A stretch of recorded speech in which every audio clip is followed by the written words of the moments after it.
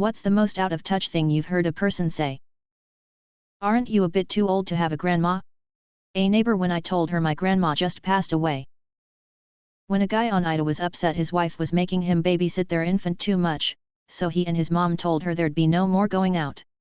He said him going out all the time was different than her going out, and when asked for clarification he said because she's better at changing diapers and getting the baby to sleep.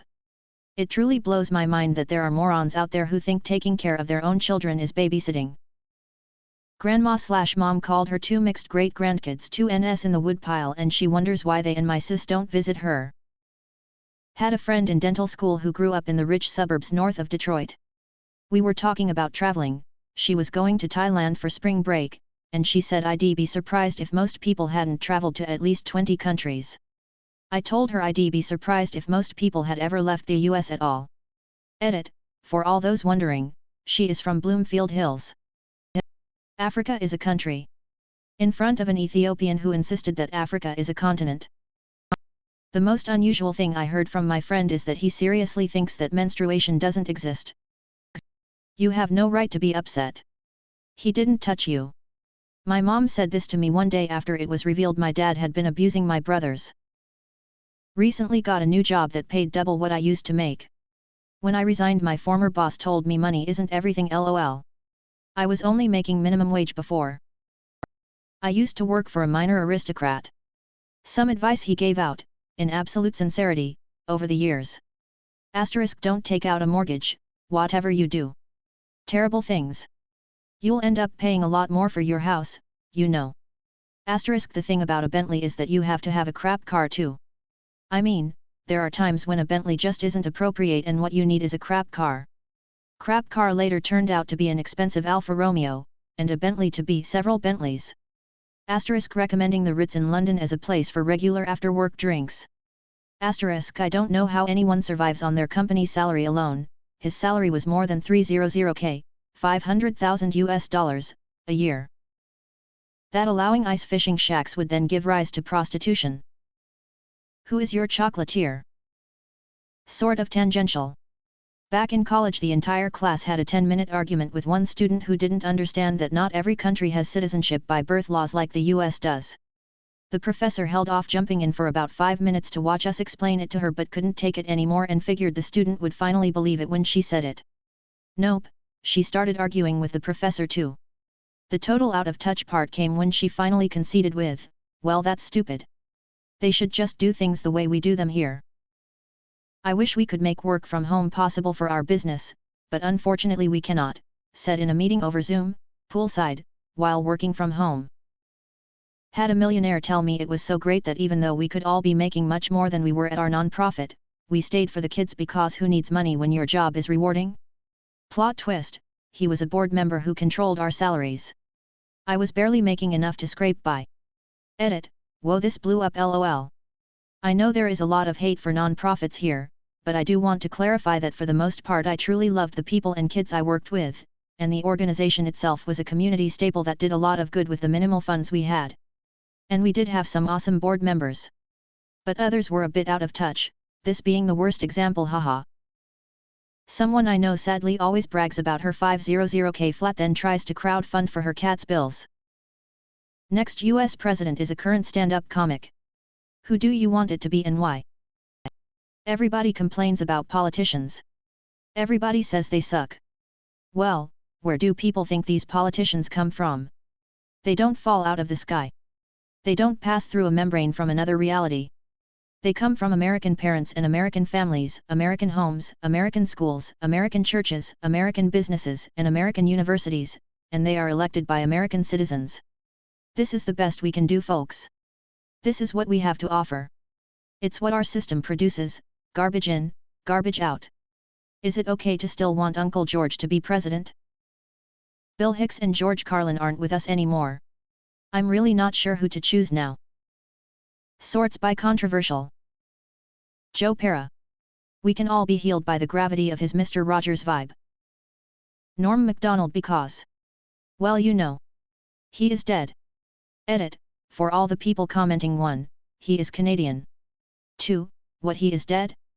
And 3, something about his political views I only have one thing to say to you. Whoosh.